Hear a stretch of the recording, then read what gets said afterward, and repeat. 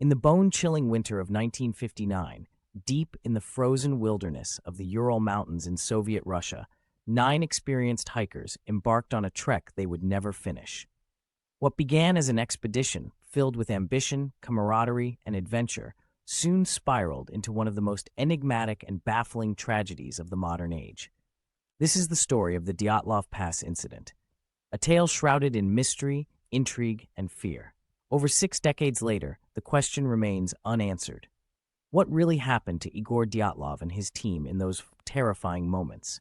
January 25, 1959. 10 university students and graduates from the Ural Polytechnic Institute, led by 23-year-old Igor Dyatlov, set out on an arduous trek across the rugged slopes of the Ural Mountains. Among them were skilled mountaineers, young engineers, and bright academics.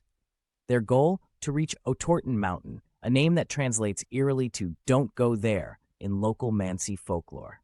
Little did they know, less than 2 weeks later, all but one of them would perish under circumstances that defy explanation. January 31st. The group reaches the edge of the highlands. They stockpile excess supplies in a makeshift storage area, planning to retrieve them on their way back.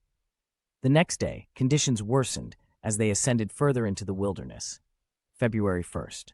Encased in whiteout conditions, the group deviated west of their intended route, possibly due to worsening weather.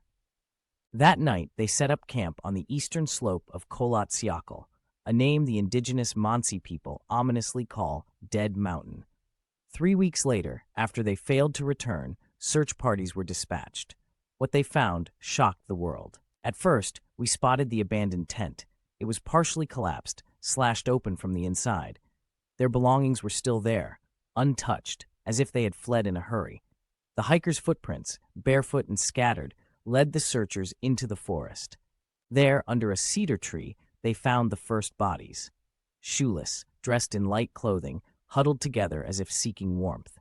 It took months to find the rest of the group. Some were discovered in a ravine, buried under 4 meters of snow. What could compel 9 experienced, level-headed hikers to flee their tent in sub-zero temperatures, half-dressed, without proper gear? Theories abound. An avalanche is the most logical explanation. The group may have experienced a so-called slab avalanche, causing them to panic and abandon their tent. There's evidence suggesting military involvement. Soviet parachute mines were being tested in the area at the time. Some believe the group accidentally wandered into a test zone. Several witnesses, in the following days, reported seeing bright orange orbs over the mountains. Could it have been extraterrestrial activity? The burns and strange injuries on some of the hikers remain unexplained. The most chilling detail? Some of the injuries defied logic. One hiker had a fractured skull. 2 others had severe chest trauma, likened to the impact of a car crash.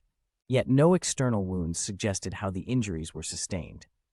Despite numerous investigations, modern advances in forensic science, and an unrelenting interest from the public, the Dyatlov Pass incident remains unsolved. Was it nature? Military experiments? Something out of this world? One thing is certain.